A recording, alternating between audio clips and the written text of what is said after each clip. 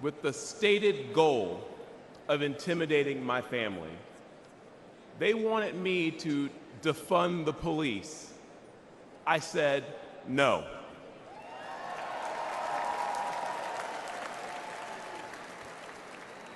Folks, I grew up in high-crime neighborhoods.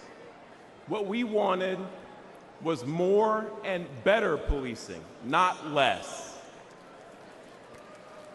As mayor, I knew we needed to increase support for our police department and prioritize violent crime reduction. I'd been a Democrat my entire life, albeit a conservative one. But when those activists tried to scare my kids, my fellow Democrats were silent. It was Republicans who offered their support both privately and publicly.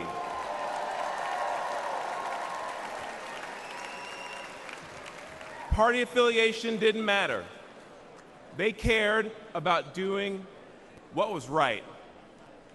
Today, I'm the proud Republican mayor of Dallas, Texas.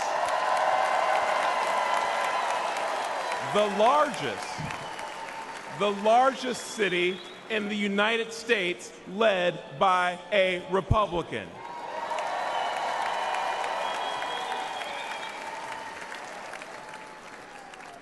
I wanted to say I didn't leave the Democrat Party because they left me first, but the truth is, on matters of public safety, the Democrats were never actually there for me, for Dallas families, or for the American people. With their words and their actions, and sometimes with their silence and their inaction, Democrats in power demonstrate they don't care about stopping the killers or the thieves who terrorize Black and brown communities. They don't care about securing our border. And they don't care about dangerous homeless encampments. No, the heart of today's woke Democrat Party is with the criminals, not with their victims. Democrats are good at using safe words, but terrible at building safe neighborhoods and safe cities. But there is a better way. Dallas bucked national trends and achieved a remarkable 3 straight years of violent crime reduction. Today, Dallas is viewed as America's safest large city, and Republicans lead 11 of the top 15 safest cities.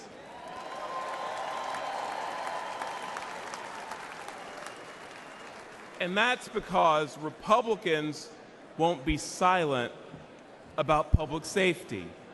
Folks, let's make our city safe again by supporting Republicans who will stand up and fight for our safety.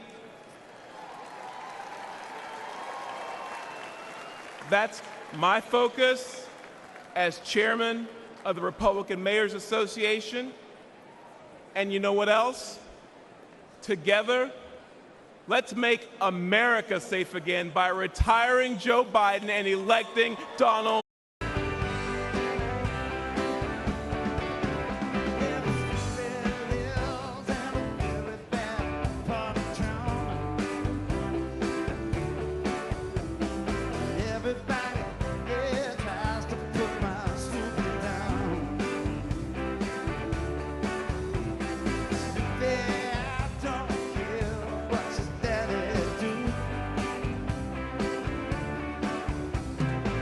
You know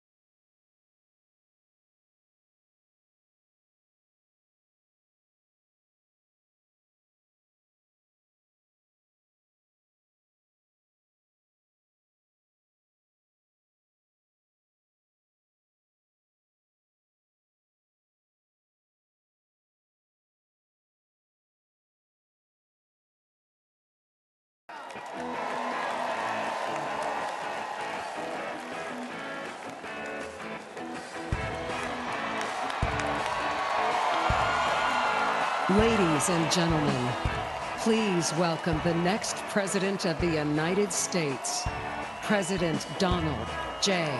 Trump.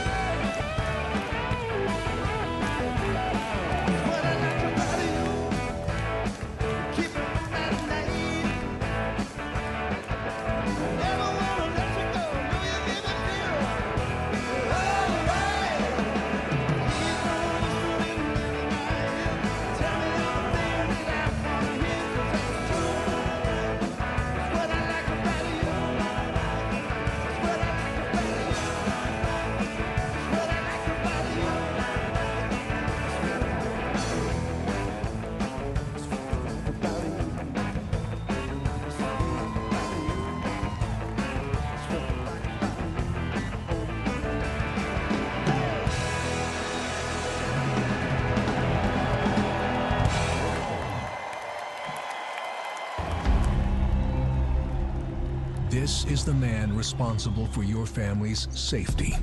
And he's failed you terribly. Biden made one of the worst mistakes of any president in history when he told illegals to come here and surge our border. I would in fact make sure that there is, we immediately surge to the border. And surge they did. 10 million, more than the population of 40 U.S. states.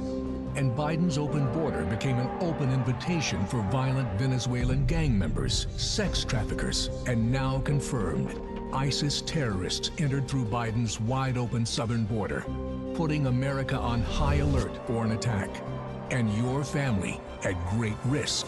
We immediately surge to the border. But it gets even worse. Biden's incompetence has led to a horrific 300,000 Americans now dead. Not from a nuclear bomb, but from lethal fentanyl brought in through Biden's wide-open border. And on Biden's watch, enough illegal fentanyl has crossed our borders to kill every single American. That's terrifying. This weak man has been great for the Mexican drug cartels, while being a death sentence for over 300,000 Americans, including young children. That's approaching the number of soldiers that were killed in World War II. Yet what's Biden's message? Surge to the border. The Biden surge has also led to a surge in violent crimes committed by illegal migrants. Horrific crimes. Murders. Gang attacks against our police. Child sex crimes. And the brutal killing of a nursing student on her college campus. Countless families will never forget the pain and tragedy. And America should never forget who was responsible. Joe Biden.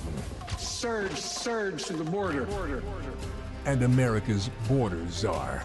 President Trump had our borders secure, our families safe, and he'll do it again. Ladies and gentlemen, please welcome United States Senator Ted Cruz of Texas.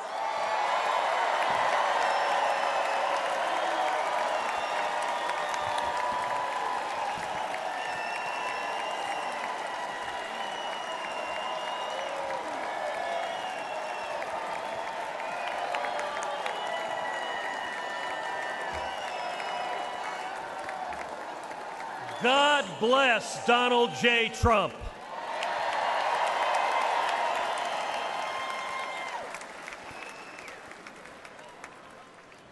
And let me start by giving thanks to God Almighty for protecting President Trump.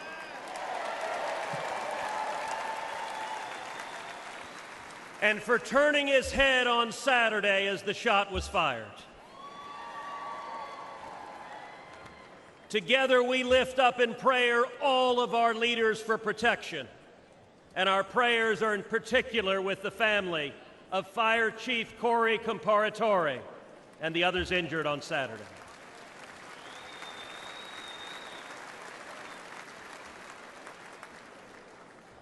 Never before has an election mattered so much. We are facing an invasion on our southern border. Not figuratively, a literal invasion. 11.5 million people have crossed our border illegally under Joe Biden. Look around you. This arena holds about 18,000 souls. Now imagine 639 arenas just like this, filled to the brim. That is 11.5 million people, larger than all but 8 states in the nation. But the numbers don't show us the true price that our country is paying. Every day, Americans are dying. Murdered, assaulted, raped by illegal immigrants that the Democrats have released.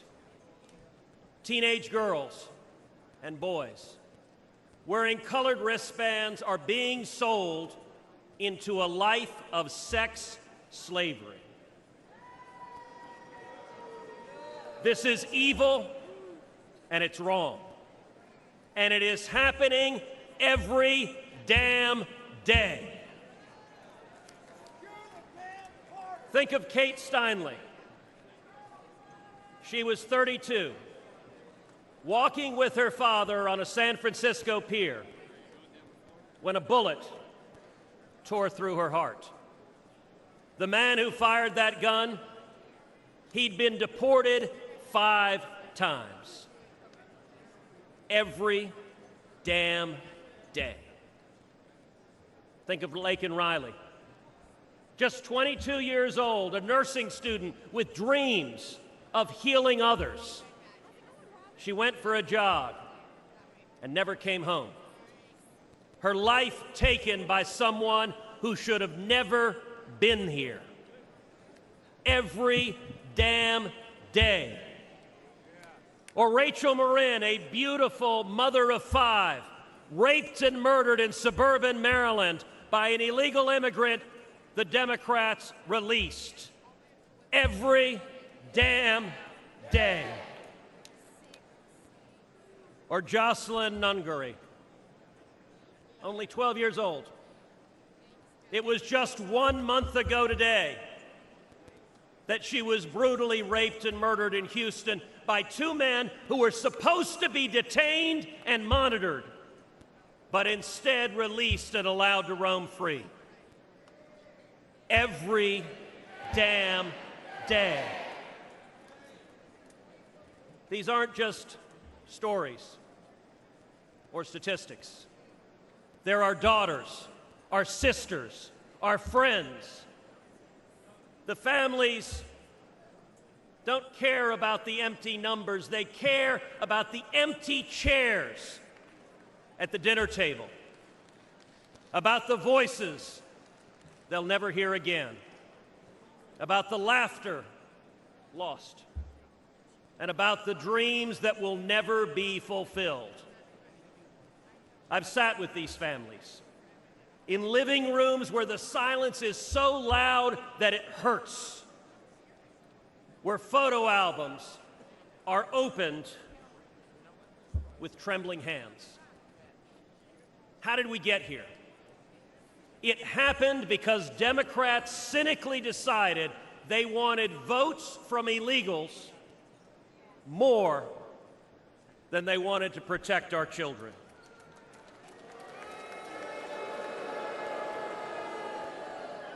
Today, as a result of Joe Biden's presidency, your family is less safe. Your children are less safe. The country is less safe. But here's the good news. We can fix it. And when Donald Trump is president, we will fix it.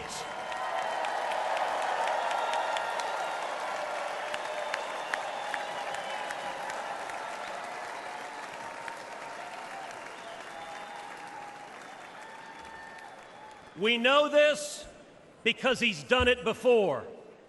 I know this because I worked hand in hand with President Trump to secure our border, and we achieved the lowest rate of illegal immigration in 45 years.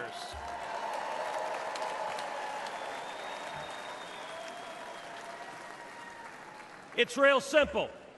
He's done it before, and he'll do it again. So tonight, I speak for Kate and Laken and Rachel. Tonight, I speak for Jocelyn. And let us go forward together and keep our sacred oath to defend the Constitution and to protect the American people. Let us secure our borders, enforce our laws, protect our children, and restore the future.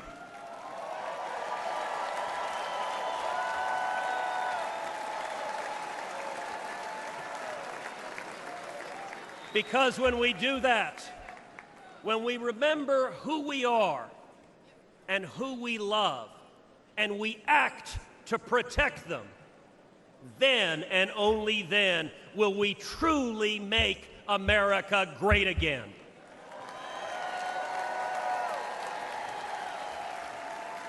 Thank you. God bless Texas, and God bless the United States of America.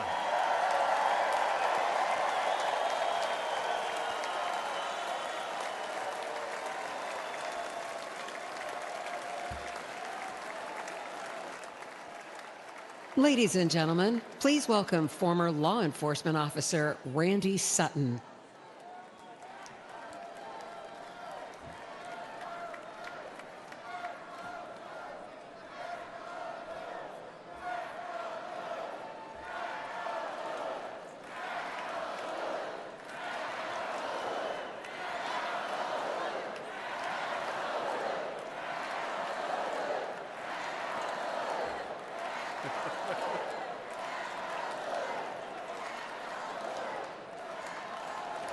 Thank you. Thank you for that. Thank you for that.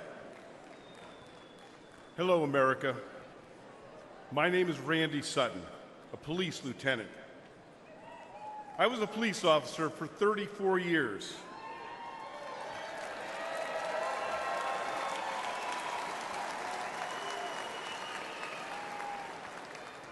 I was one of the most highly decorated officers in the history of my department. And then I founded the Wounded Blue, an organization dedicated to helping injured and disabled law enforcement officers. I've dedicated my life to law enforcement. And I'm here to tell you one thing, America. Donald Trump is the best friend we will ever have.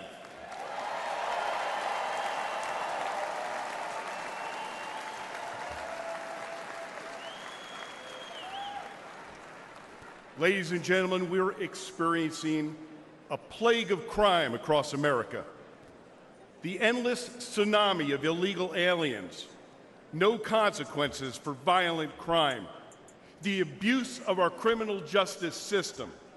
It's all made America more dangerous than ever before. Police are the thin blue line between criminal predators and their victims. Donald Trump and Republicans stand that line with our police. Joe Biden and Kamala Harris, well, they stand with the criminals. The last few years have been devastating for our police. The war on cops is very real, and it's getting Americans killed. Last year alone, more than 70,000 law enforcement officers were physically assaulted. They were shot, they were stabbed, they were beaten, they were hit with bricks, and in the last 5 years, 1,834 made the ultimate sacrifice and gave their lives in the line of duty. But all of this will end on the day we elect Donald J. Trump president.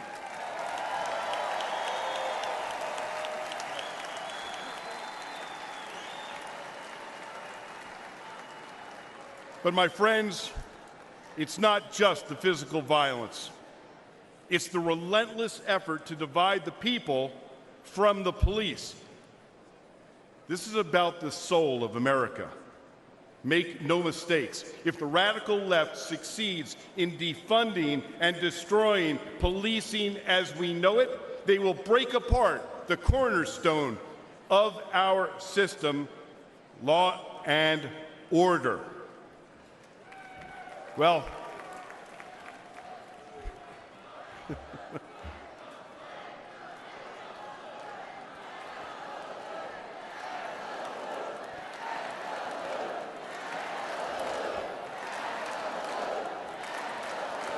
amazing.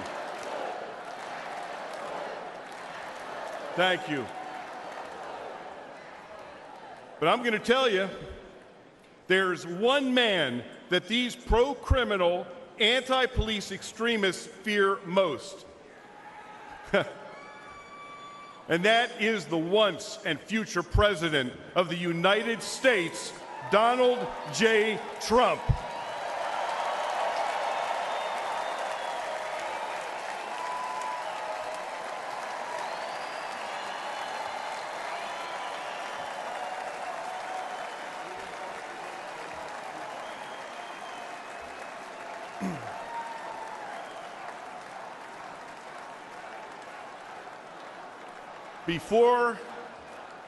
Before I finish my remarks, I want to do one thing, and that is salute our president.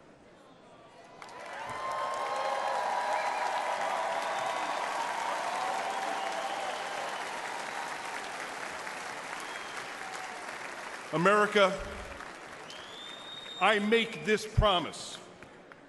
Our police will never waver from their mission to serve and protect, even at the risk of their own lives. But they need a true leader who will have their backs. Donald J. Trump is that leader.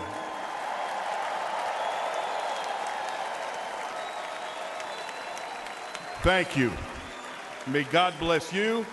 May God bless those that walk the line. And may God bless America.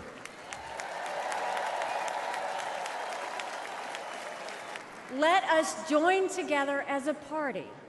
Let us come together as a people, as one country, strong and proud.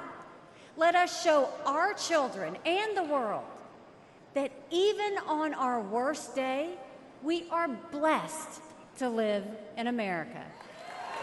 God bless you. Thank you. God bless the United States of America.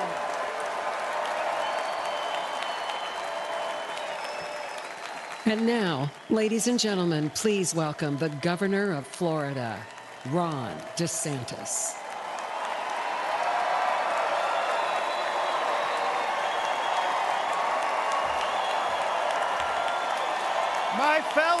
Republicans, let's send Joe Biden back to his basement and let's send Donald Trump back to the White House.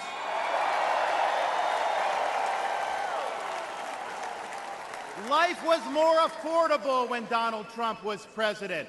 Our border was safer under the Trump administration, and our country was respected when Donald Trump was our commander-in-chief. Joe Biden has failed this nation. As a veteran, I was appalled when 13 of our service members were killed in Afghanistan due to Joe Biden's dereliction of duty.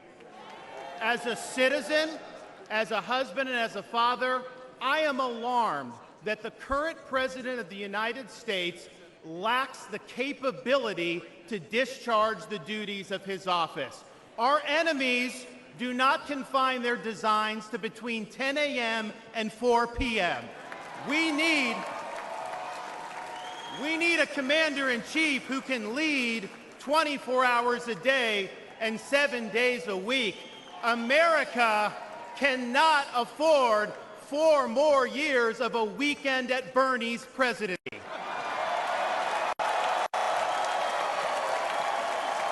But let's be honest. Let's be honest here. Biden is just a figurehead. He's a tool for imposing a leftist agenda on the American people. They support open borders, allowing millions and millions of illegal aliens to pour into our country and to burden our communities, but just don't send any to Martha's Vineyard, then they get really upset.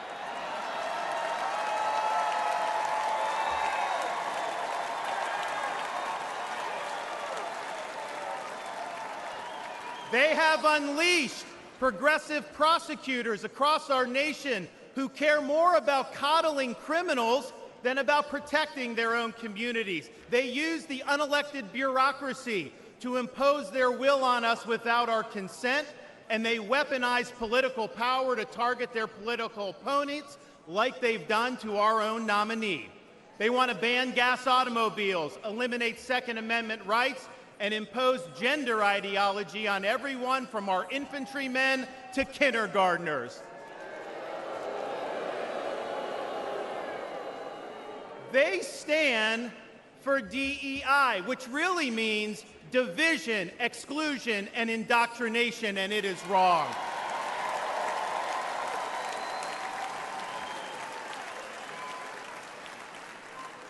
They mandated that you show proof of a COVID vaccine to go to a restaurant, but they oppose requiring proof of citizenship to cast a vote.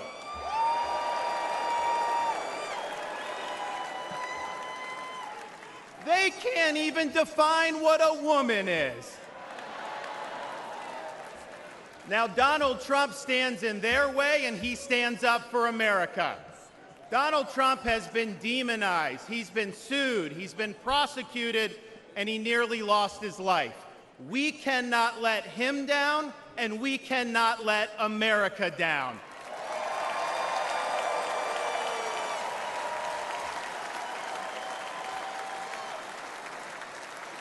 It is the values of this Republican Party that reflect our nation's founding principles. We believe schools should educate, not indoctrinate. We stand for parents' rights, including universal school choice. We support law and order, not rioting and disorder. We seek a strong, focused United States military, not one distracted by a social agenda. We reject entrenched political class, and we demand term limits for members of Congress.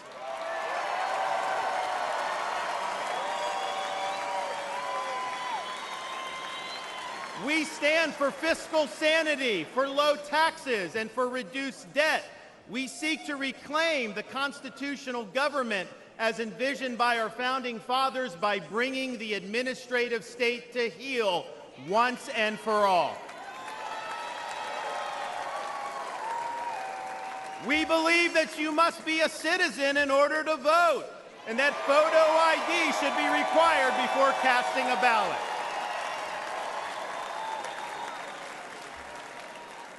We stand for strong borders and believe that our nation must have a shared civic culture, and we oppose any immigration that stands apart or in contrast to our American values. We believe in the principles articulated in the Declaration of Independence that our rights come not from the generosity of the state, but from the hand of the Almighty, including the right to life, liberty, and the pursuit of happiness.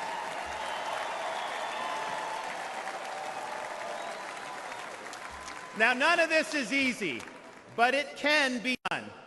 For decades, my home state saw elections determined by razor-thin margins. Today, due to bold leadership, the Democratic Party lies in ruins. The left is in retreat.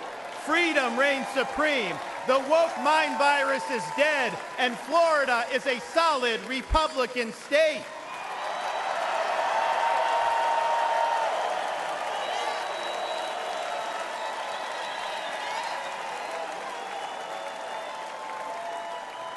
Now, electing Donald Trump gives us the chance to do this all across America. And we have a responsibility to step up and make it happen. We have a responsibility to preserve what George Washington called the sacred fire of liberty.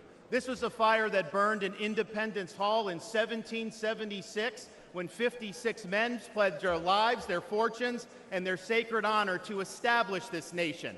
It's a fire that burned at a cemetery in Gettysburg, Pennsylvania, when our nation's first Republican president pledged this nation to a new birth of freedom.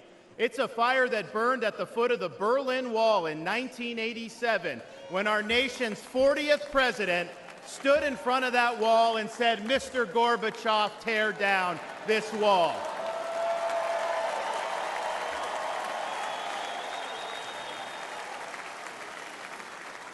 This is not a responsibility we should fear. It's a responsibility we should welcome. After all, if not us, who? And if not now, when? Let's make the 45th President of the United States the 47th President of the United States.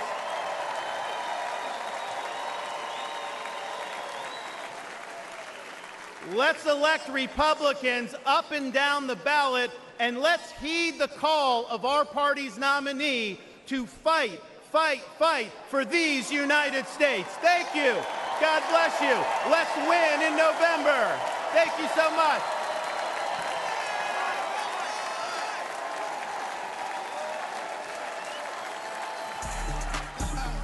Yeah, it's the mayor of Magaville, baby.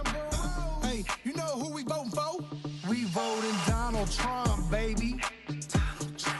America needs saving. America needs saving. We voted Trump, Trump, baby. November 5th, we going crazy. November 5th, we going crazy. Red pill poppin', swerving in the Trump truck. Republican 4G, Antifa knows what's up. Red, white, and blue, MAGA nation, throw it up. Black, white, and brown, all about above Trump. Democrat party gon' take your freedom. Indicting our president cause they can't beat us. It's a two-tier justice system. Put America first, we the victims. FJB, FJB, FJB, FJB, FJB, FJB. Let's go, Brandon, sing it. We voting Donald Trump, baby. Donald Trump, baby. America needs saving. America needs saving. We voting Trump, Trump, baby. Trump, Trump, baby. November 5th, we going crazy. November 5th, we going crazy. Now I pledge allegiance to vote for Trump. There's a red wave coming, you gon' surf for what? And God I trust to take the devil away. Lock Joe Biden up and throw the key away. Your propaganda ain't gonna work on me. Bidenomics is like you working for free. I demand reparations from every idiot that voted for Joe Biden, boy, period. Period, Sleepy Joe is a fraud. And the bloodbath in the Oval Office. The media is the enemy of the people. The Democrats and the fake news always cheat. FJB, FJB, FJB, FJB, FJB, FJB. Let's go, Brandon, sing it. We voting Donald Trump, baby. Donald Trump, baby. America needs saving. America needs saving. We voting Trump, Trump, baby. Trump, Trump, baby. November 5th, we going crazy. November 5th, we going crazy.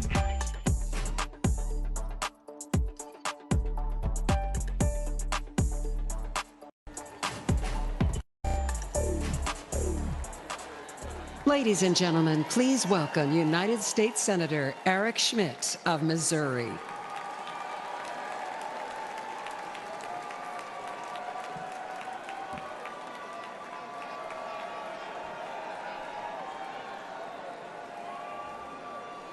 Hello, Milwaukee. Hello, America. I'm Eric Schmitt from the great state of Missouri, the Show Me State.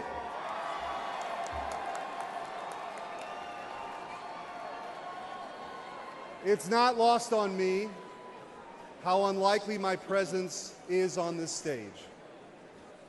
As the grandson of a butcher, the son of a man who worked 7 days a week in the midnight shift, my blue-collar roots run deep. And I'm proud the Republican Party is the party of working families.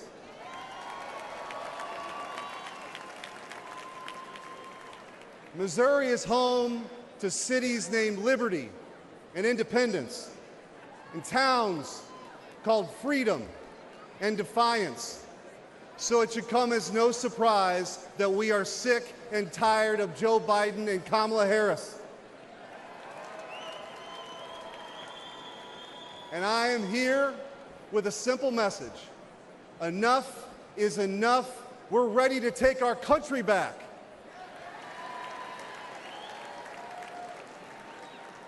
Under Joe Biden, the rule of law has disintegrated. Crime is rampant.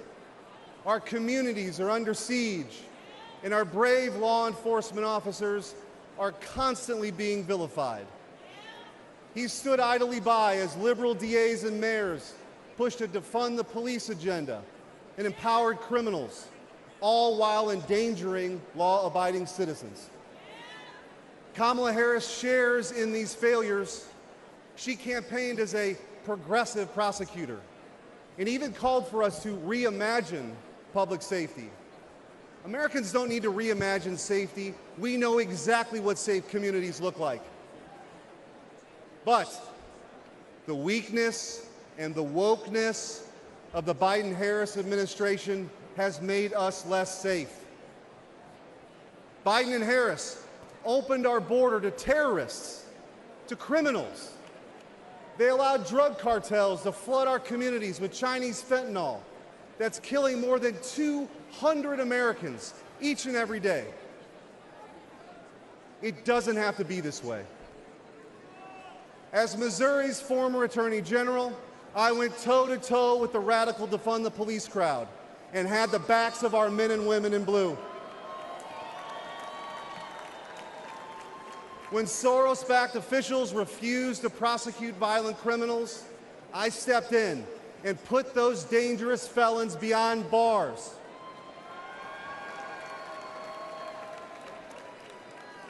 And I know President Trump will do the same.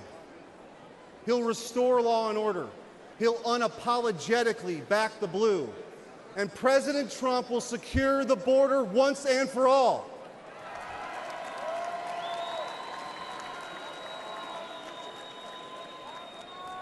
I believe in an America where our best days are ahead of us. I believe in an America where moms and dads can raise their kids in safe communities. And I believe in an America where we defend the police, not defund the police.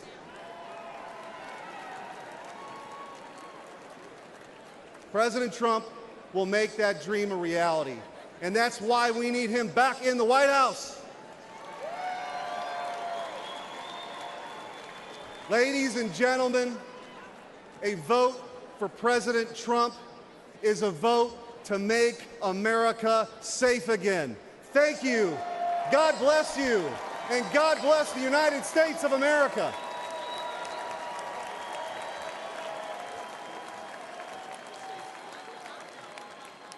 Ladies and gentlemen, please welcome United States Senator Tom Cotton of Arkansas.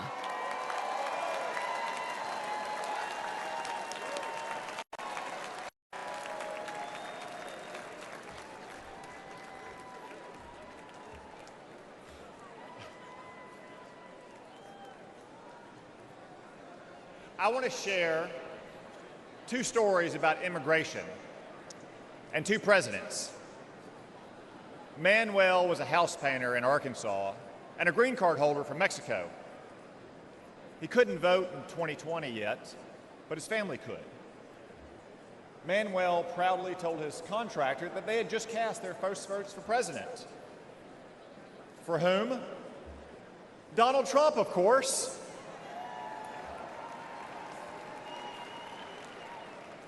When asked why, Manuel gestured to the parking lot and responded, "Have you seen my new pickup? And did you know that my brother and sister both have full-time jobs? With Trump, we've had more work than ever. Things are good."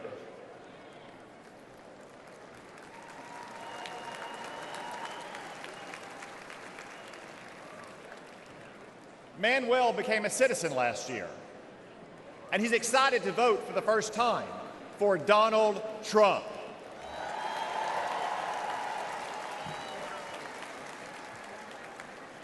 By contrast, after Joe Biden and the border czar, Kamala Harris, reversed President Trump's immigration policies and welcomed a third world invasion, I traveled to our border.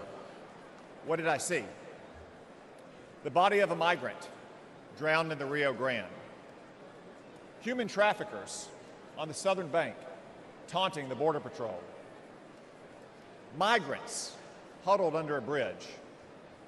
I asked them why they came. None said persecution. Most said for a job. A few admitted because they could get in. Another answered with one simple word: Biden. My flight home the next day was full of these migrants, and you, all of you, paid for their tickets.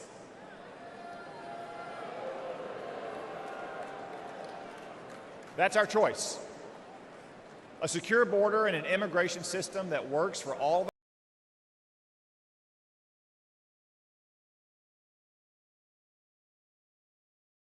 our citizens, whether your ancestors bled Washington or, like Manuel, those borders.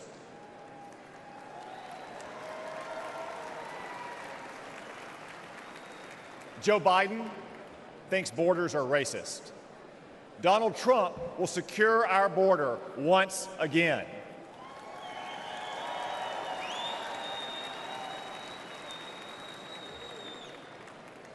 Donald Trump banned travel to America from terrorist-infested countries.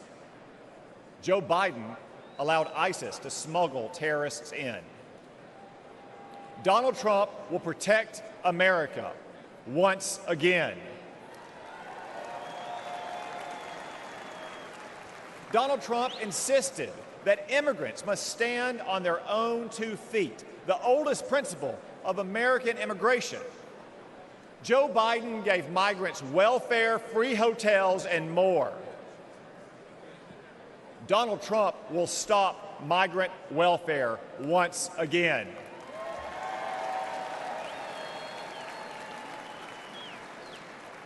Donald Trump ended bogus asylum claims.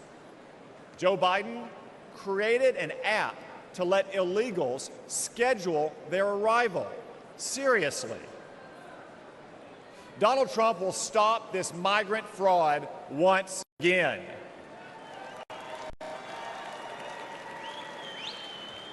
Donald Trump cracked down on hiring illegals. Joe Biden let illegals take American jobs. Donald Trump will protect America's workers once again. So what choice will we make? Will we choose Joe Biden, open borders, amnesty, and chaos? No, of course not. We'll choose Donald Trump and his record of security, prosperity, and stability.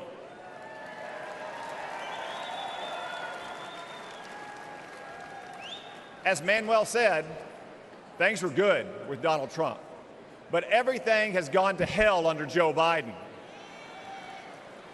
But this Biden chaos will end soon, because it's time for us to elect President Trump to secure our border and to make America great again.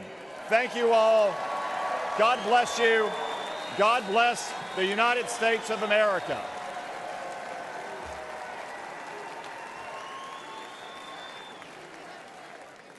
Ladies and gentlemen, please welcome Michael Coyle from Philadelphia, Pennsylvania.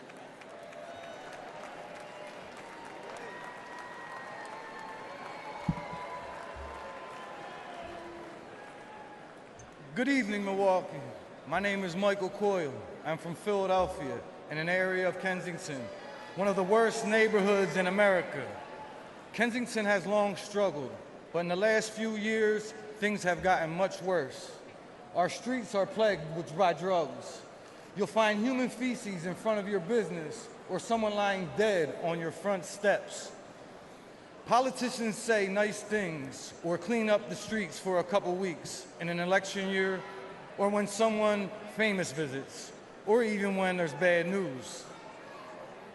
But as soon as the politicians are no longer afraid for their jobs, we are no longer afraid for our lives. Our children grow up seeing this, thinking it's normal. But there is nothing normal about this. This should not be the norm happening in the richest nation on earth.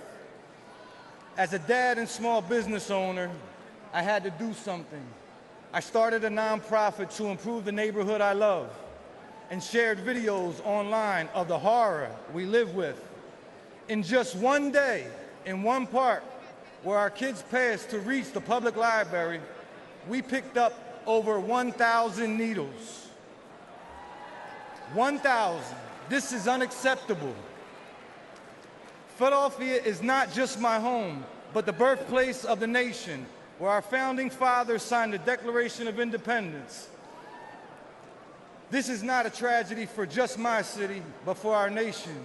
My city and all cities deserve better.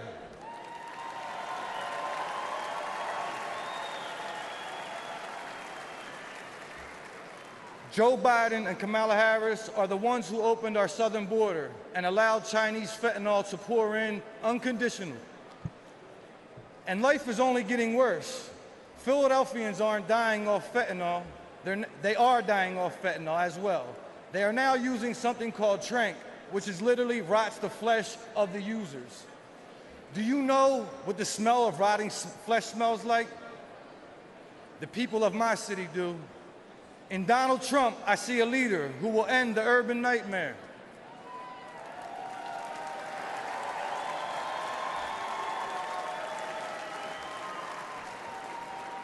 I ask you to join me in supporting him this fall, because a vote for President Trump is a vote to restore our cities and to make America safe again.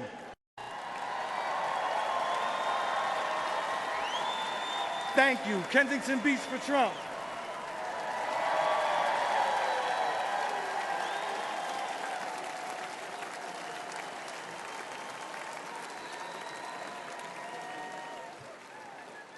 Ladies and gentlemen, please welcome Aaron Coper from Pittsburgh, Pennsylvania.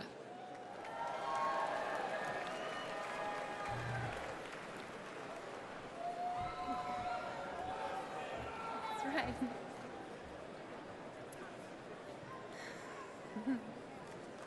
Good evening.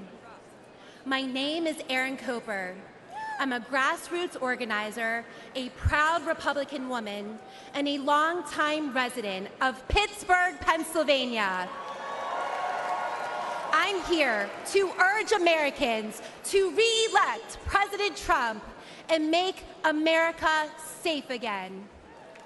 But I'm also here with a warning, because in recent years, I've had a front row seat to the chaos caused by Democrats and their soft on crime policies.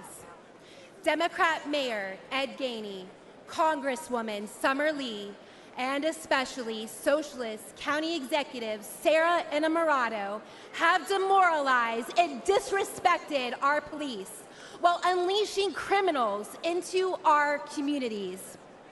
The Pittsburgh Police Department has shrunk from 991 officers in 2020 to 750 at the end of last year. Response times are soaring. One city worker got mugged at gunpoint and raced to a police station, but no one was there to help. The Democrats have given Pittsburgh defund the police on steroids. The result is crime and chaos. There were 122 murders in my county in 2022, one of the deadliest years on record. Drug deaths are also near record highs. But statistics don't tell the full story. I've been chased by drug dealers on my own street. I've seen filthy tent cities pop up on my block. I've talked to business owners who find human waste, used needles, and shell casings outside their shops. I've felt the chill of fear as a woman when I'm alone in a parking garage or on the street. What the Democrats did to San Francisco, they're doing to my city. But law-abiding citizens are fighting back and saying no more. I saw this when Pittsburgh Republicans, independents, even Democrats came together to beat Soros prosecutor last November. It can happen again this November. If we stand together, we will beat the soft-on-crime Democrats and make our streets safe again. We can re-elect President Trump, and we can save our cities. Thank you.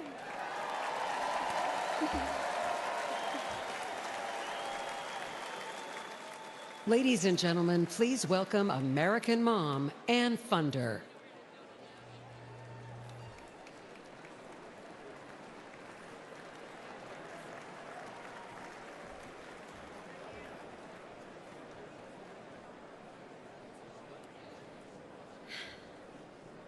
Hi, my name is Ann Fundner, and I am the wife and mother of 4 children.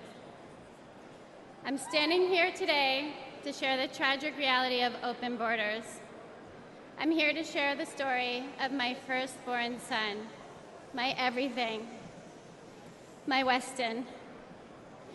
My family and I were living in Southern California when President Biden took office and opened our borders. My Weston was 15.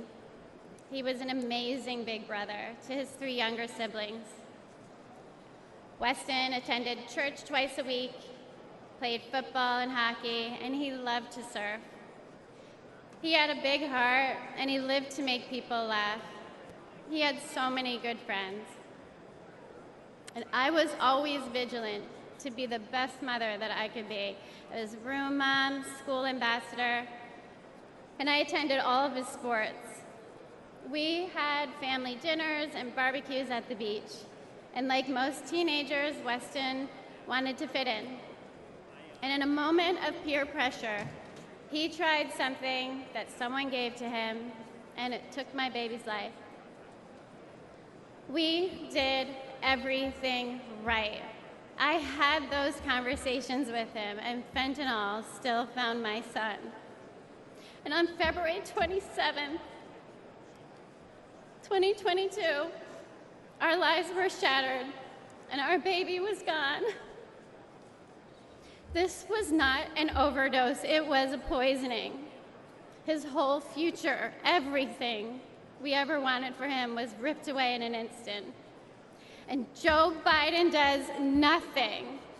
I hold Joe Biden, Kamala Harris, the border czar, what a joke, and Gavin Newsom and every Democrat who supports open borders responsible for the death of my son.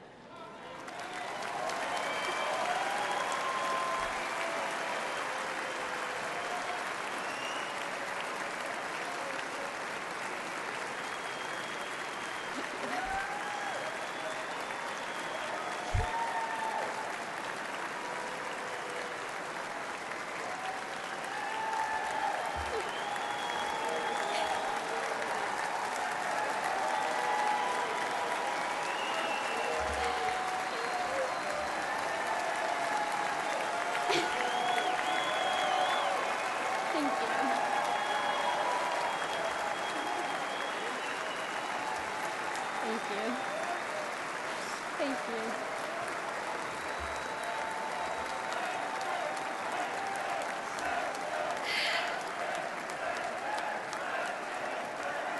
Thank you. Thank you. Thank you. Thank you.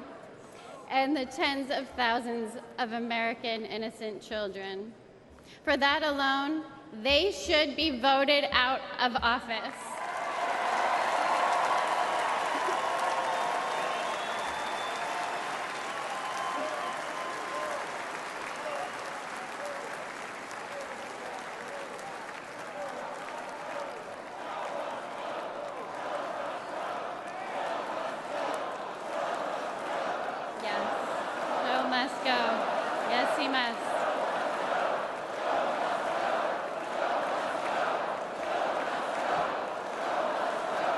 Joe must go. Absolutely.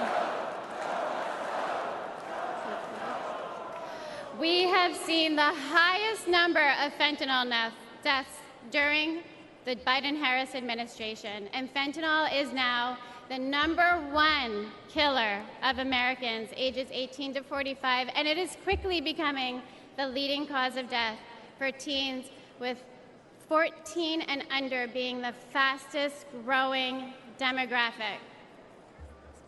We need President Trump back in office. We need a president who will seal the border, aggressively prosecute drug dealers, and stop Communist China from poisoning our children.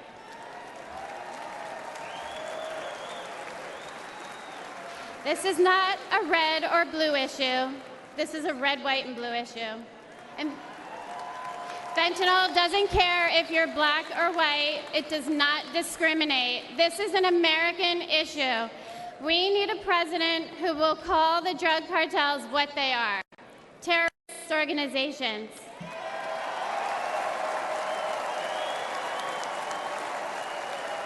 This fight is not for me. My son is gone. This fight is for your children. We owe it to our children to elect a president who will win the war against fentanyl once and for all. It's too late for my son, Weston. Say his name, Joe Biden. Weston. Thank you. Thank you.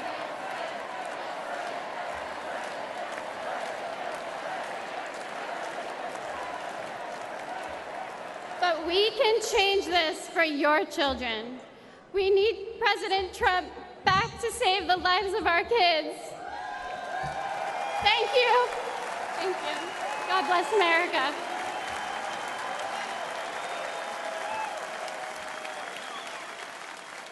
Ladies and gentlemen, please welcome the Morin family from Maryland.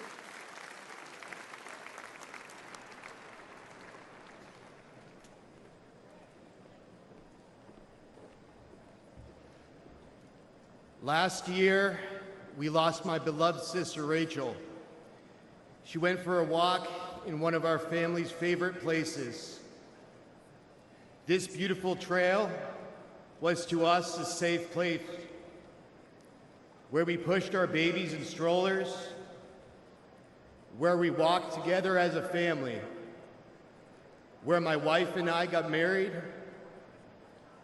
near what would later become the spot where my sister's body was found.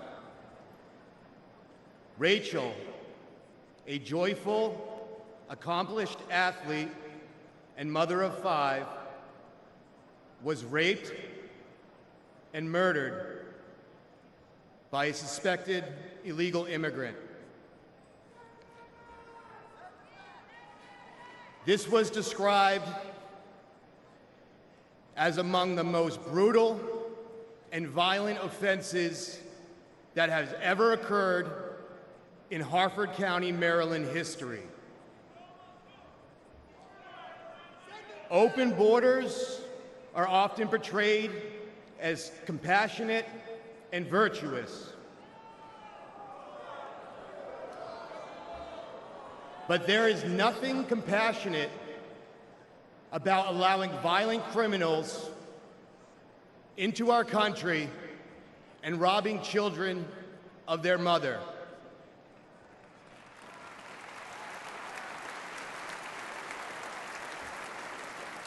My sister's death was preventable.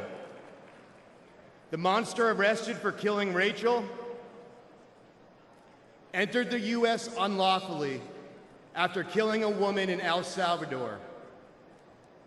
Joe Biden and his designated border czar, Kamala Harris, opened our borders to him and others like him, empowering them to victimize the innocent. Yet, to this day, we have not heard from Joe Biden or Kamala Harris.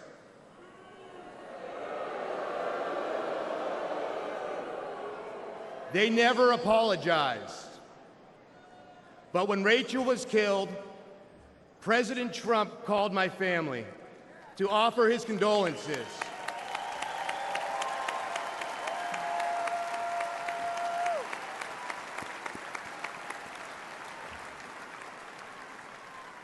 He wanted to meet with us. He cared. That is leadership.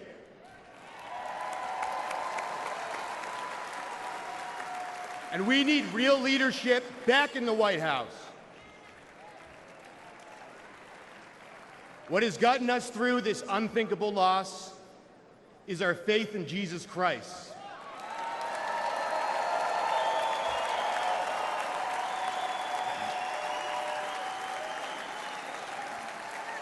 And as brutal as the murder of my sister was, I pray that her killer will find Jesus Christ.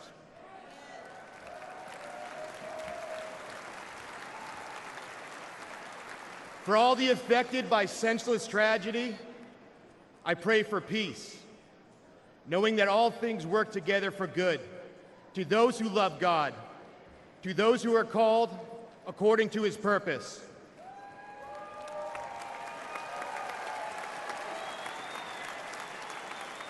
I pray that we hold worldly leaders accountable for safety and justice for innocent people. I pray that we make our country safe and secure in the memory of my sister Rachel, who loved life. Thank you. God bless America. Good night.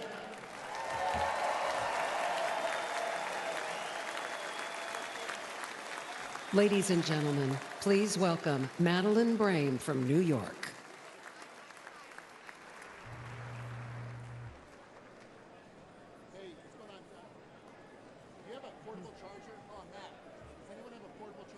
Good evening, everyone. My son, Sergeant Hassan Correa, an Afghanistan War retired veteran.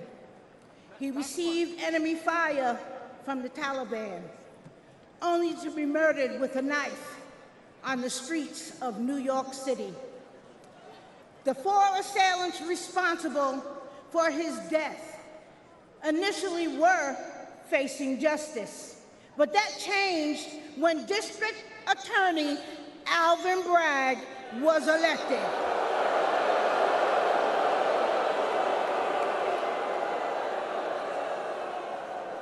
Suddenly, 2 of the homicidal maniacs responsible for my son's death had their gang assault and murder charges completely dismissed.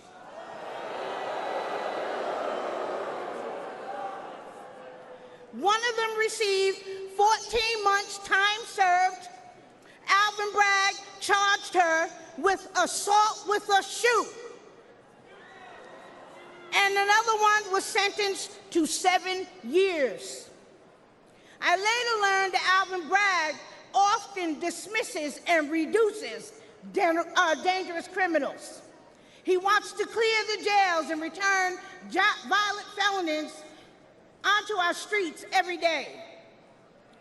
The injustice was devastating for me and my family.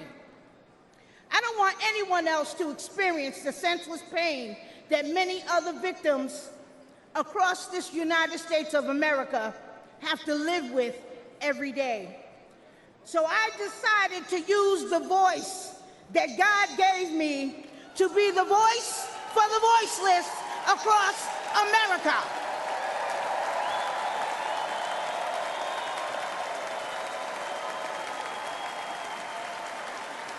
We need justice for victims, and we need accountability for prosecutors who fail in their duty.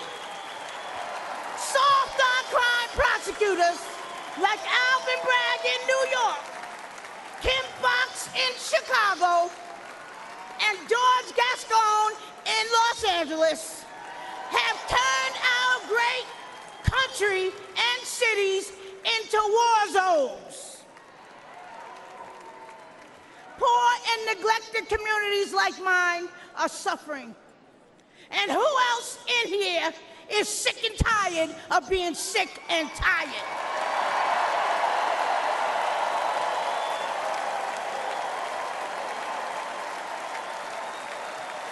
The Democratic Party that poor minorities have been loyal to for decades, including myself, all right? They betrayed us, stabbed us in the back. Joe Biden and Kamala Harris, who claim to represent us, have abandoned us. They neglected the poor minority communities across America.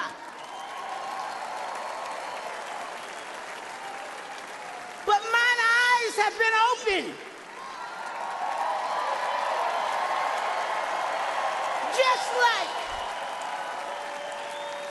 Just like so many other poor minorities across America. Donald Trump shares our values, love of God and family and country.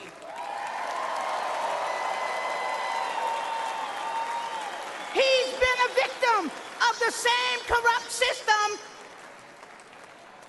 that I have been and my family has been. He is committed to providing economic opportunities, helping those suffering from addiction with long-term inpatient drug programs, rolling back deadly bail reform policies that are getting our children killed every single day, and supporting our police. We back the NYPD. We back the blue.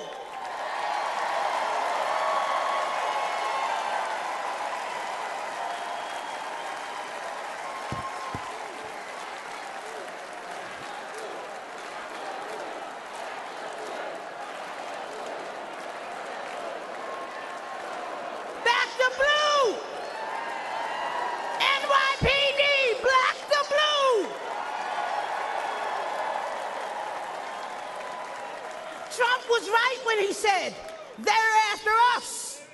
He's just standing in the way.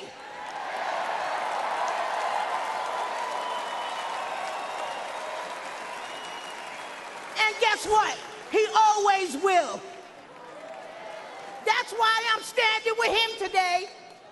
Let's make America safe again.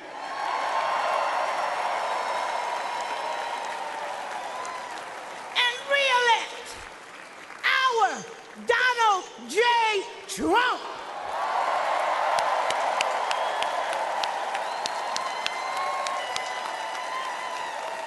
Thank you, and good night.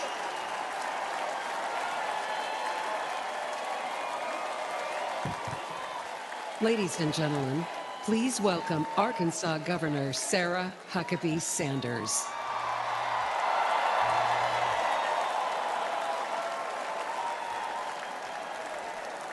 Thank you. What a powerful story to follow. Good evening. I'm Sarah Huckabee Sanders.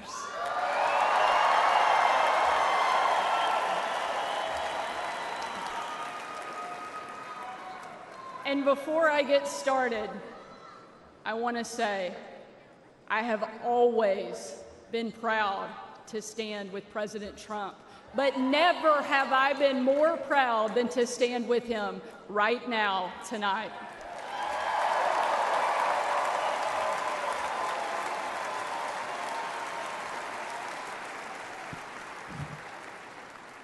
Not even an assassin's bullet could stop him.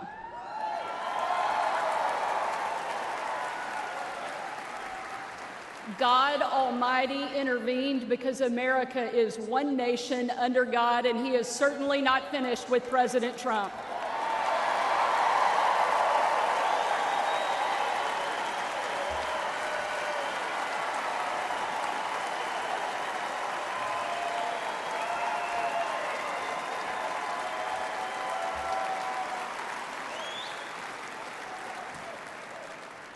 And our country is better for it.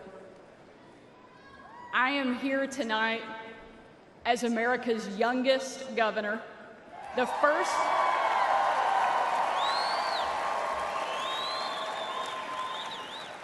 first woman to lead the great state of Arkansas.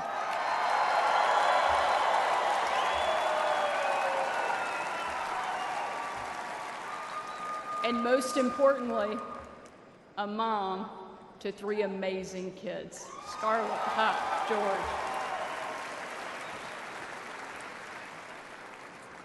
When I was President Trump's White House press secretary, the best job, I got the chance to take my 4-year-old son, Huck, to Bring Your Kid to Work Day. Much like Jill now drags Joe to bring your husband to work day.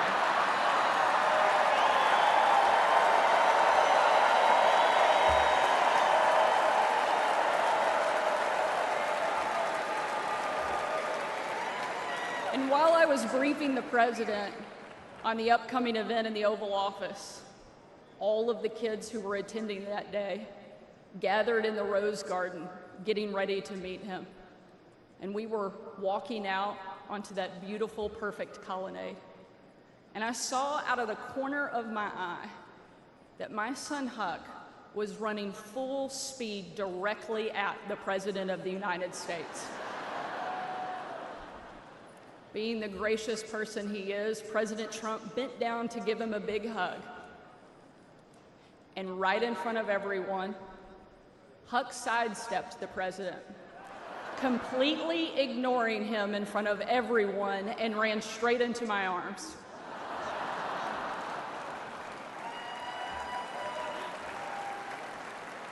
For my 4-year-old son, the most powerful man in the world had nothing on his mom.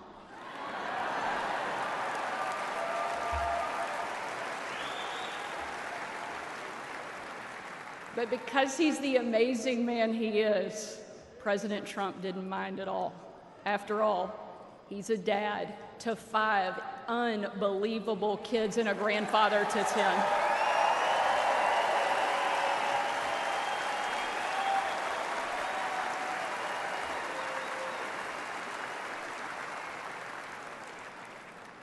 And while that story is certainly a special memory for my family, it's an even greater reminder why I support President Trump, not for me, not for him, but for my kids and for yours.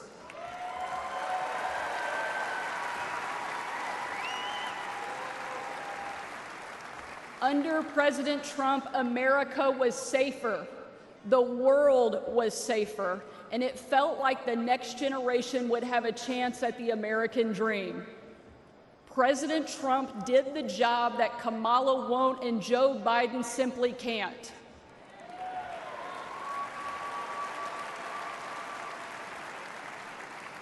When we're honest, every American knows that we were so much better off under President Trump.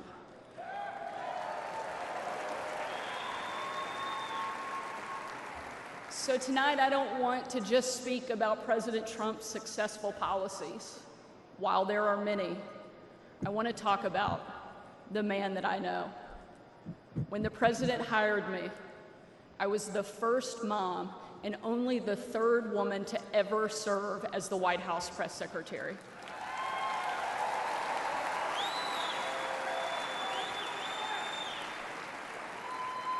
And in that role, I endured relentless attacks from the left. I was insulted as a guest at the White House Correspondents' Dinner. My family was denied service and kicked out of a restaurant.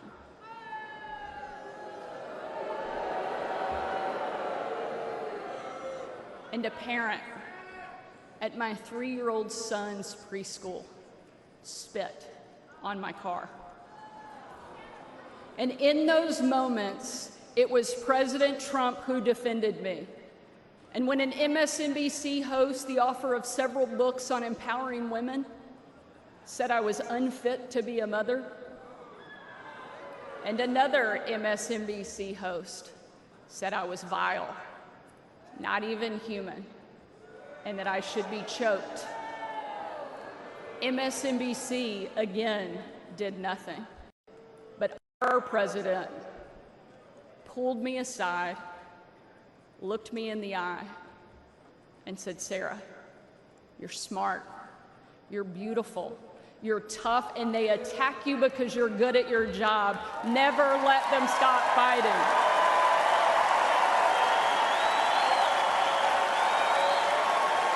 Thank you, Mr. President. Thank you.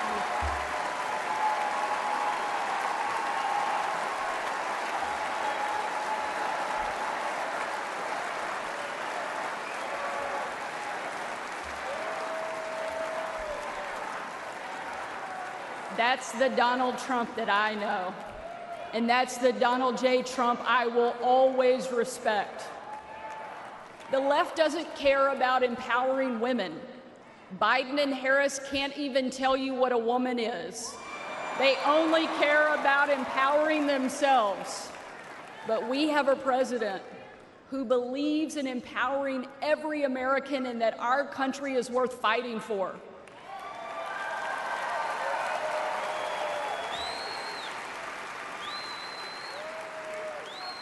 For the last 4 years, Republican governors have been leading that fight and doing what Joe Biden refuses to do.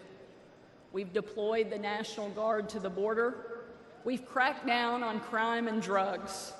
We cut taxes to give hardworking Americans a break from Bidenflation. And we empowered parents with universal school choice across the country.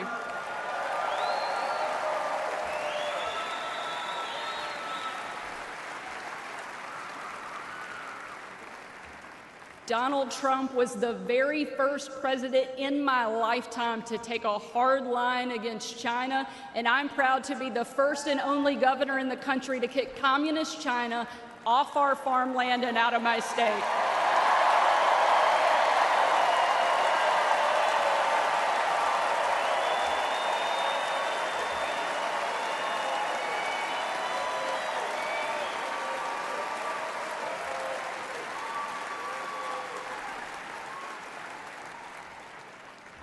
President Trump is a leader, and he's the leader our country needs. And if ever there was a doubt, earlier this week, we saw just how tough, resilient, courageous, and daring this man is, and we can't get him back in the White House fast enough.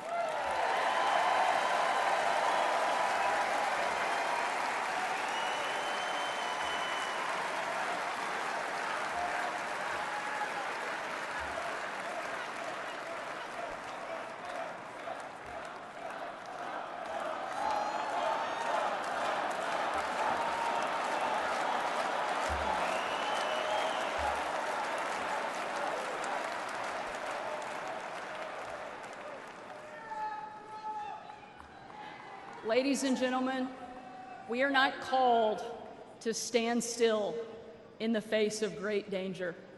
You and I were put on this earth at a moment in time to charge boldly ahead. We cannot know what the future holds, but we know damn sure who holds the future in his hands.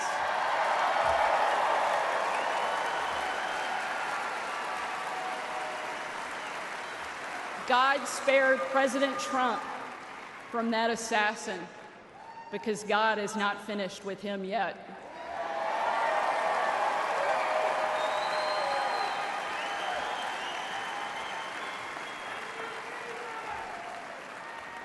And he most certainly is not finished with America yet either.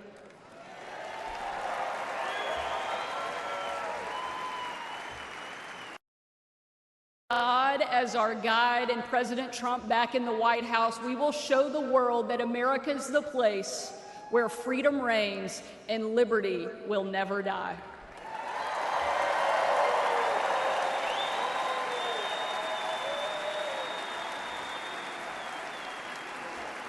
Ladies and gentlemen,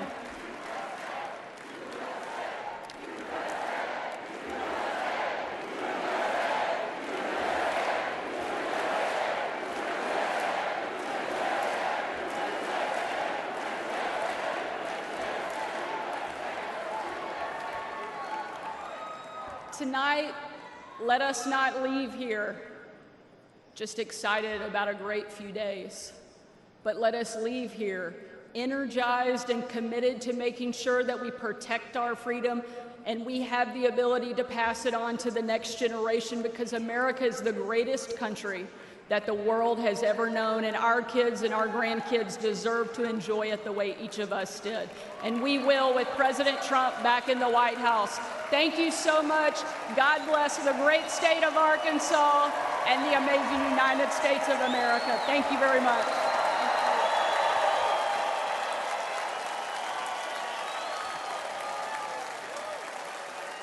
Ladies and gentlemen, please welcome former United States Secretary of Housing and Urban Development, Dr. Ben Carson.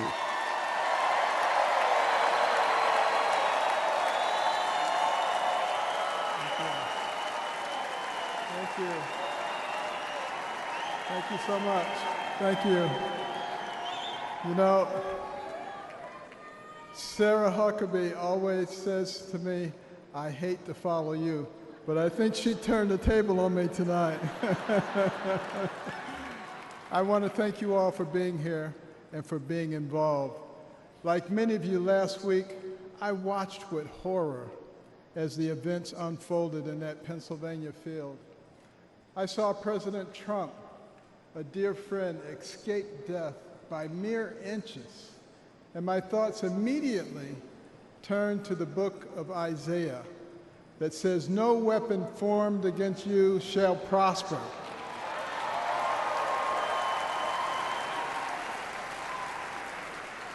Well, let me tell you the weapons that they used. First, they tried to ruin his reputation, and he's more popular now than ever. And then they tried to bankrupt him, and he's got more money now than he had before. And then they tried to put him in prison, and he's freer and has made other people free with him. And then last weekend they tried to kill him, and there he is over there alive and well.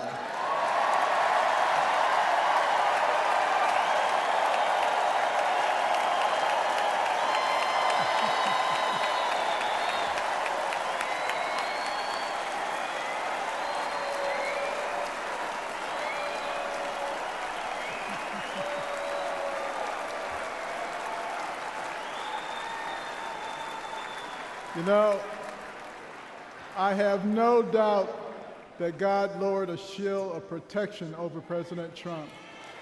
And I join millions of Americans in thanksgiving for President Trump's safety. And I encourage you to join me in praying each day for his continued protection. You know, our hearts go out to the victims in the audience. Let's also pray for them and their families. These events have brought unusual clarity to the times we are living in. We have all harbored the nagging feeling that everything we love is slipping away. All you have to do is turn on the television. The free press, a pillar of any free society, has abused the public trust and resorted to lies, deception, and disinformation. They divide us along lines of race, class, and gender, rather than uniting us around our shared bond as Americans. Our government has been no better, shredding our Constitution and upending the rule of law. We have a wide open border, a broken education system, and chaos breaking out around the world. And on top of it all, we have a president who, well, if you can't say anything good, don't say anything at all. But ask anyone around the world, what does it mean to be an American? Most will tell you that it means unlimited opportunity. That where you begin in life doesn't dictate where you will end. That's the America I grew up in. In no other country could a poor inner city kid raised by a single mom make it to an Ivy League school, then to medical school, become a successful neurosurgeon, run for president, and eventually become a member of the president's cabinet.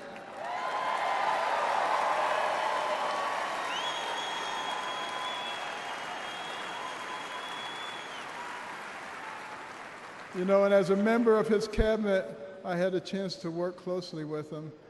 And I got to tell you, this is a man who is a gift to us as a nation.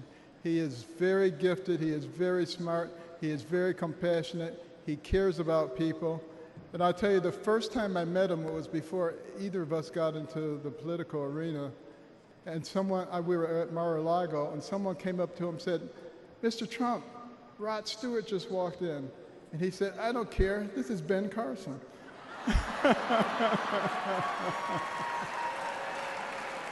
But I feel blessed that I've been able to live the American dream. But my story is moving further out of reach in America today. The lessons my mother taught me, like hard work and the value of well-rounded patriotic education and faith in God above all else, are being forced out of the public square. But we're all here today because we know we can bring these things back.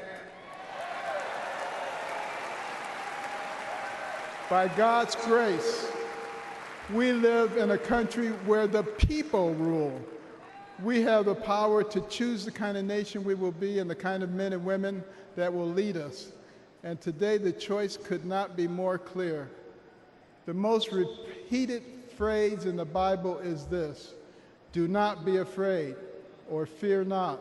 It appears 365 times in Scripture, a reminder to live each day with faith, hope, and joy as joyful warriors for Christ.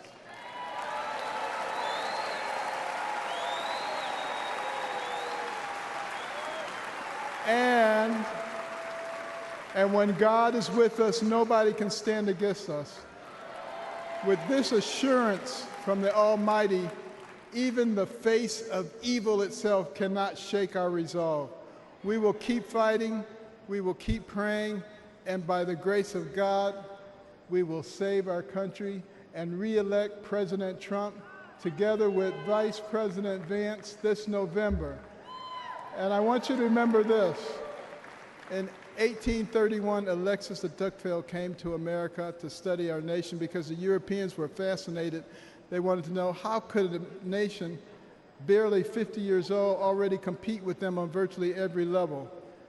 So he looked at our government, and he was duly impressed by our checks and balances and separation of powers. And then he looked at our business environment, he was duly impressed by how we encourage entrepreneurship and innovation. And he looked at our educational system, and he was blown away by the fact that he could find a mountain man in the middle of the woods who could read, who could tell him about the Declaration of Independence. But the thing that impressed him the most was when he went to our churches and he heard those inspirational sermons from the pulpits that inspired a ragtag bunch of militiamen to defeat the most powerful army in the world and gave the American people a moral base.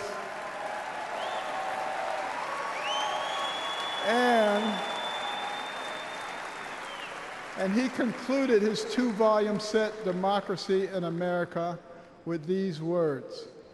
He said, "America is great because America is good. And if America ever ceases to be good, she will cease to be great. It is our job to make America good, and let's do this by re-electing President Trump so we can make America great." Thank you very much.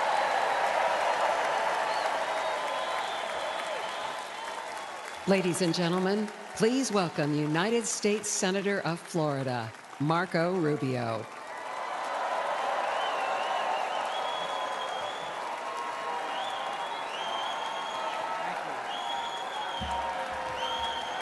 Thank you, thank you. Thank you. Thank you. Thank you. Don't say polo. Don't say polo. Thank you, thank you. Thank you. The last few days remind us that the life of every living thing and the breath of all mankind is in the hands of God.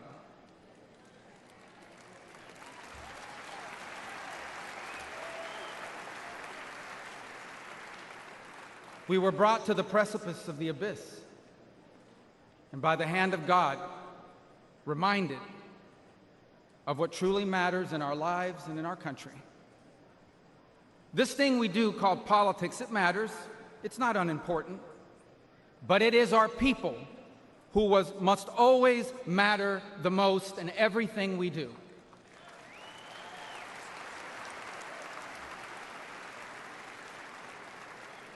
By giving voice to everyday Americans, President Trump has not just transformed our party, he has inspired a movement.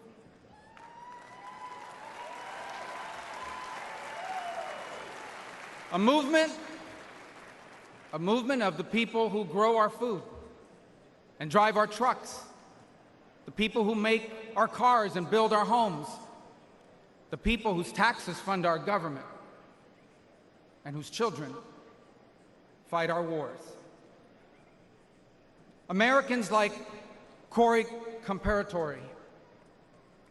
He was a former fire chief and a loving husband. He was described as the best dad a girl could ever ask for.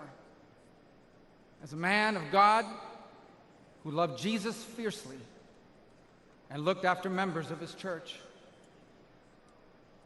Corey was one of the millions of everyday Americans who make our country great. He wasn't rich, he wasn't famous, and the only reason why we know his name and story now is because last Saturday, he shielded his wife and daughter from an assassin's bullet and lost his life the way he lived it, a hero.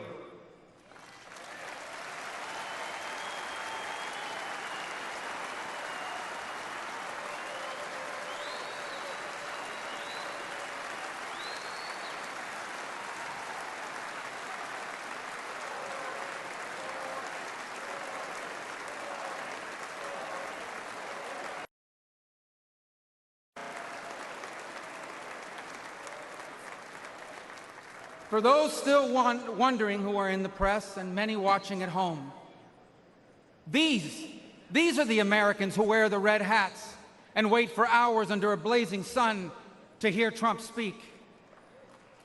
And what they want, what they ask for, it is not hateful or extreme. What they want is good jobs and lower prices. They want borders that are secure, and for those who come here to do so legally. They want to be safe from criminals and from terrorists. And they want for our leaders to care more about our problems here at home than about the problems of other countries far away.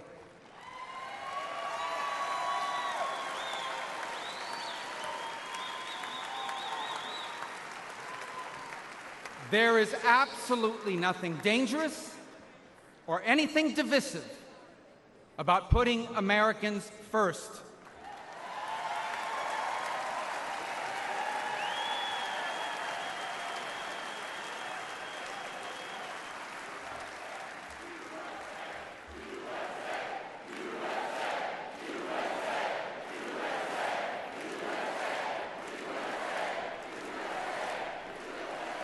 Those who are offended, anyone who is offended about putting America first has forgotten what American is and what American means.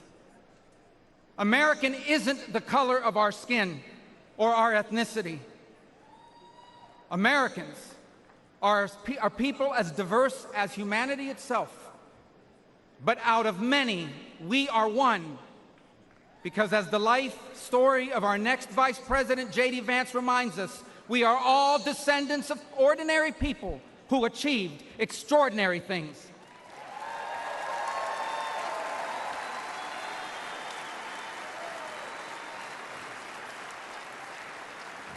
Who do we come from? We come from pioneers who ventured west to chase their dreams, and slaves who overcame bondage to claim their right to the promise of America. We come from exiles who fled tyranny in search of freedom, and of immigrants who left behind all they had and knew because they could not be or achieve God's purpose for their life in the nation of their birth. That is an American.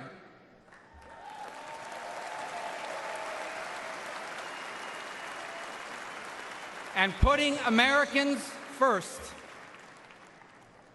must be what this election is about. When President Trump was in the White House, Americans had more money and lower prices. Our borders were secure and our laws were enforced. Iran was broke, the Taliban stopped killing Americans, and Putin didn't invade anyone.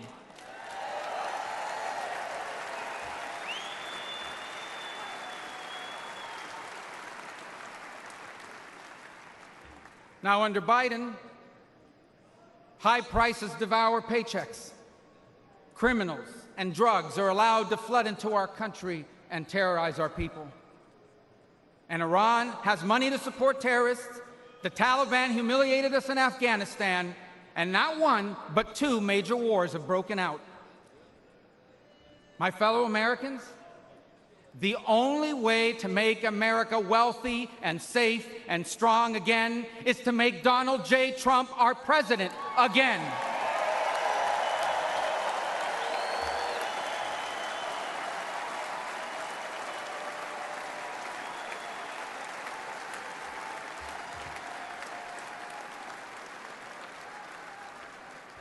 Our country has been injured by the bad decisions of weak leaders.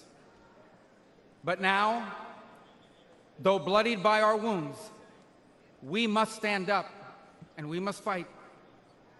Fight not with violence or destruction, but with our voices and our votes. Fight not against each other, but for the hopes and dreams we share in common and make us one. And fight for an America where we are safe from those who seek to harm us on our streets and from abroad. And we will not be alone in this fight. For leading us in this fight will be a man who, although wounded and facing danger, he stood up and raised his fist and reminded us that our people and our country are always worth fighting for.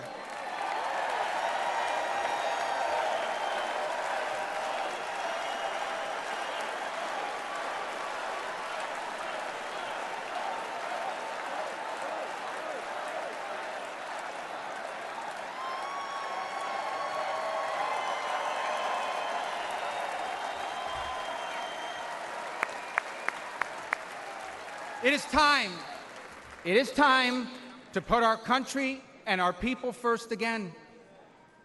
And if we do, together, we will make our people wealthy again.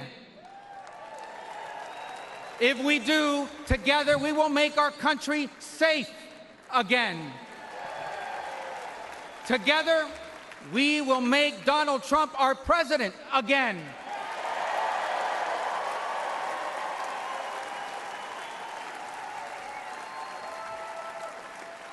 And together, we will not just make America great again.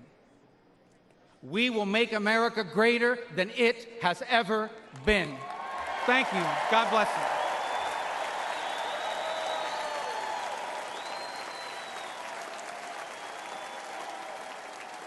Ladies and gentlemen, please welcome Lara Trump.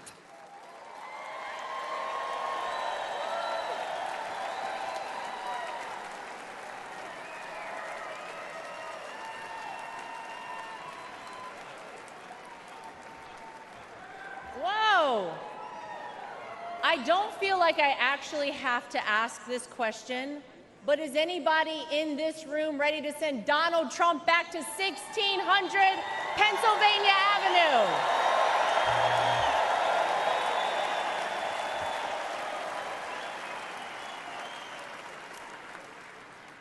Well, it may not be a surprise that I actually had a very different speech that I was prepared to give up here tonight. That all changed at 6:11 on Saturday evening. Nothing prepares you for a moment like that. Our family has faced our fair share of death threats, mysterious powders sent to our homes, tasteless and violent comments directed towards us on social media, but none of that prepares you as a daughter-in-law to watch in real time someone try to kill a person you love.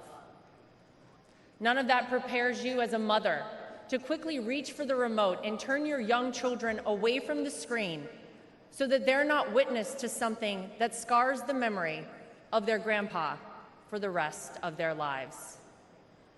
The prayers and well wishes we've received over the last 72 hours have been overwhelming, to say the least.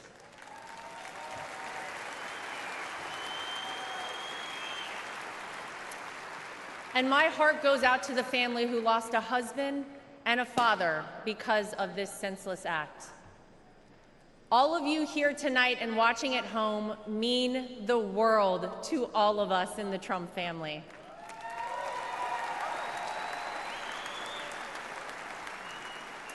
If Donald Trump has shown us anything, it's that when it feels impossible to keep going, those are the times we must keep going.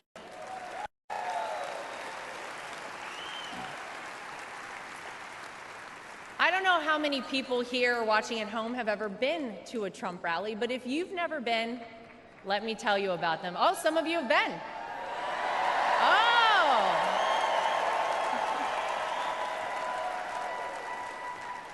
Regardless of how the media have painted these rallies, you would be hard-pressed to find and to join a happier group of people coming together over their love for the greatest country on earth, the United States of America.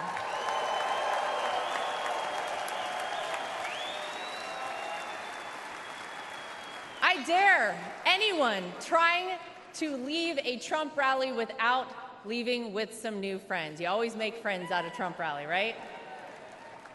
Veterans, teachers, blue-collar workers, white-collar workers, active duty military, police officers, firefighters, small business owners, Latino supporters, Christian supporters, Jewish supporters, black supporters, white supporters, Asian supporters, gay supporters, Republicans, independents, and yes, even Democrats.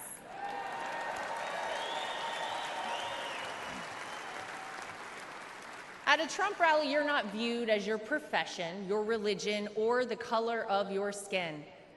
You're viewed as one thing: an American.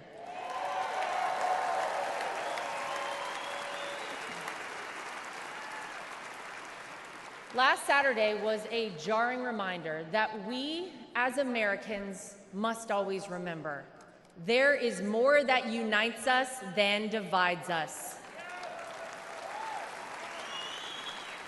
We all want this country to be great, even if we don't always agree on the best way of doing that. And with every bone in my body, I can tell you that all Donald Trump wants to do and has ever wanted to do is make this country great again for all of us.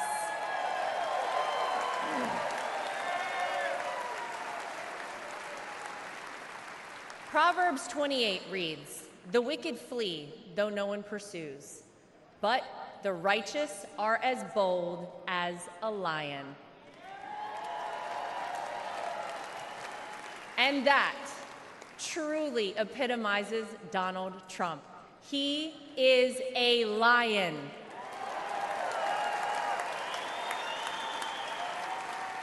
He is bold, he is strong, he is fearless, and he is exactly what this country needs right now.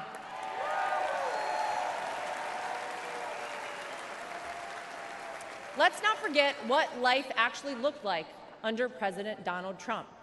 Trade deals across the world that benefited our economy, allied countries paying their fair share, a safe and secure southern border,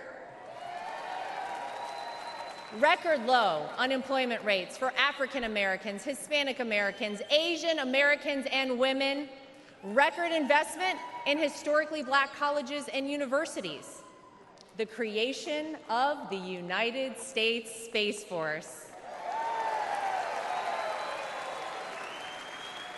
the most comprehensive prison reform in decades. How about the peace agreements in the Middle East that they said would never happen?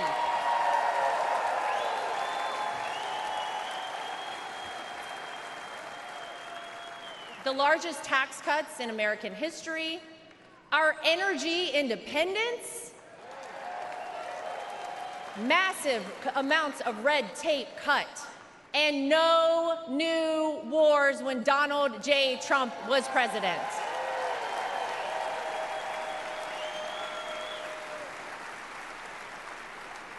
Maybe, most importantly though, you could actually feel it in your everyday life.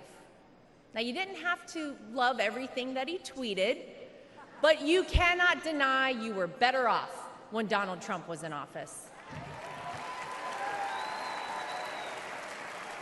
Americans were finally able to start saving money.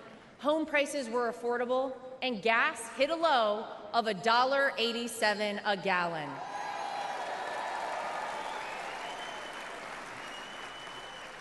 As I speak here tonight, many of our fellow Americans don't know how they'll pay for their next trip to the grocery store, new clothes for their children, or this month's rent. Many of our fellow Americans worry that we are on the verge of a major terror attack here on American soil. Many of our fellow Americans don't think their own children will be able to establish a better life than they themselves currently have. Many of our fellow Americans are right now sitting and wondering how on earth this country could have moved in the wrong direction and so quickly. The Democrats and the media know that they cannot convince you, the American people, that your life is better off now, because it's not. So what will they do? They'll try to sell you on some outrageous narrative about the terrible things that Donald Trump will do if he becomes president. But you don't have to imagine what it would be like. All you have to do is remember what it was like.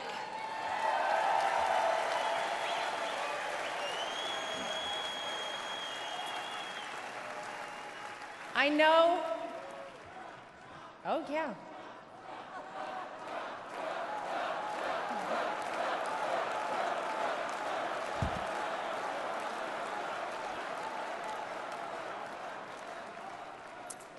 I know what you hear out there about Donald Trump. I know what you read, what the media tells you, and what out-of-touch celebrities on the left say about this man. But when I look at Donald Trump, I see a wonderful father, father-in-law, and of course, grandfather to my two young children, Luke and Carolina.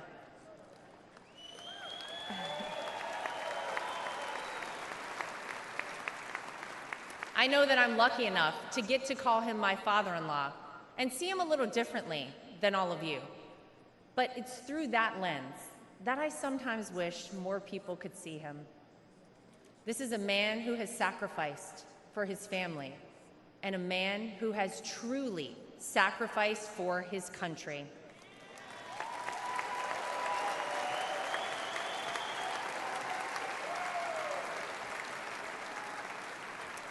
Donald Trump didn't need to run for president for fame or money. Trust me, we all know he already had plenty of that. I'll tell you why he did it and why he continues on, even in the face of the unthinkable. Because he loves this country.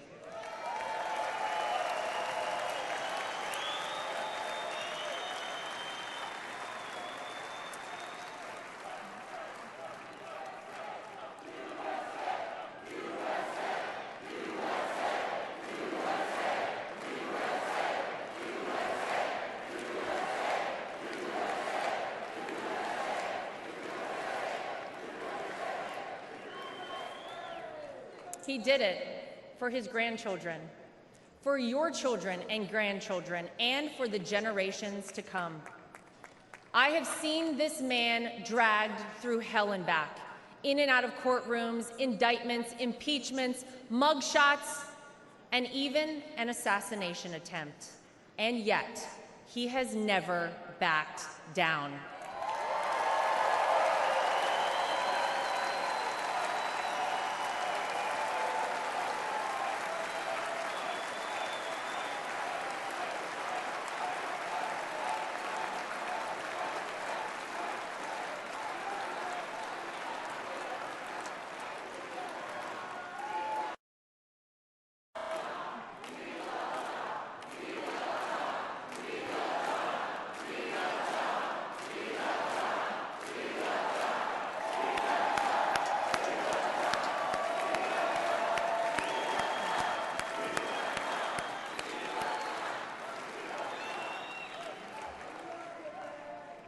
I'll never forget watching my two children run up to him with their drawings and hugs for Grandpa, just moments before he took the elevator down in Trump Tower to address the media the day after his wrongful conviction.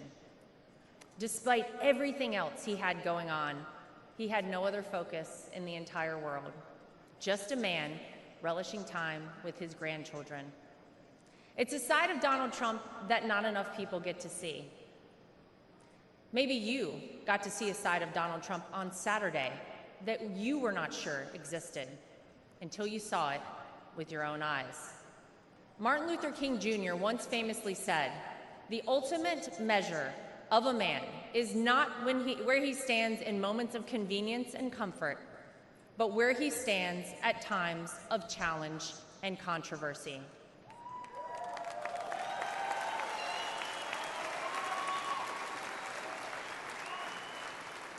There's no doubt that Saturday was one of the most frightening moments of my father-in-law's life.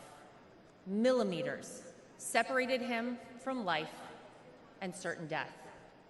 And yet, it was in the midst of it all, as he was jostled off stage by Secret Service, that he knew how defining that moment would be for our country, and he hoisted his fist in the air.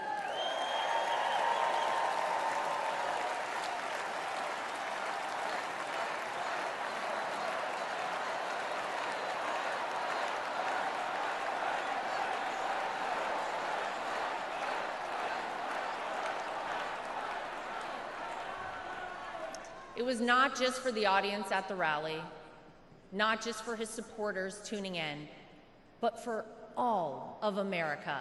And as a signal to the world that no matter what, America will always prevail.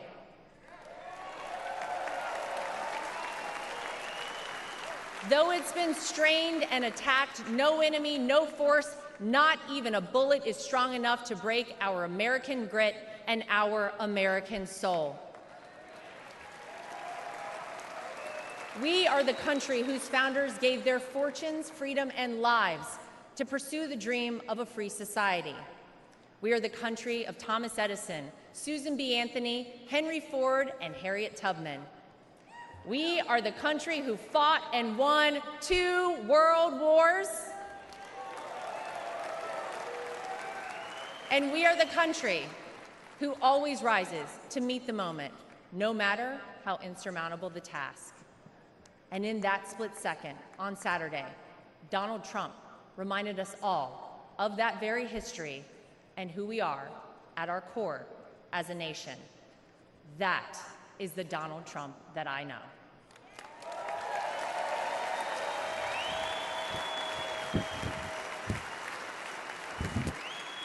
He is an American who conquered the business world, an American who made himself a household name, an American who was beloved by politicians and fellow celebrities for decades until he ran for office with an R next to his name.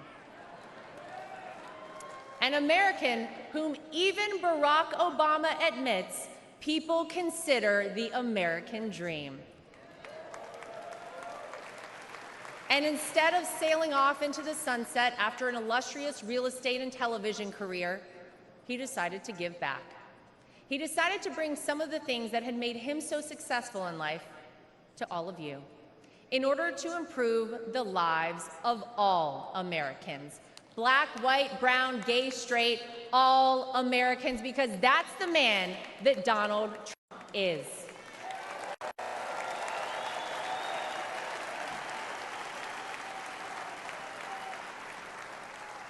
I can tell you that my personal experience with Donald Trump has shown me his heart. There wasn't a second that he made this small-town girl who was way out of her element in New York City feel anything but welcomed and part of the family. And if not for the support and encouragement of my father-in-law, I wouldn't be where I am today. It's been said by many that Donald Trump sees things in people that they don't even recognize in themselves. In 2016, when he asked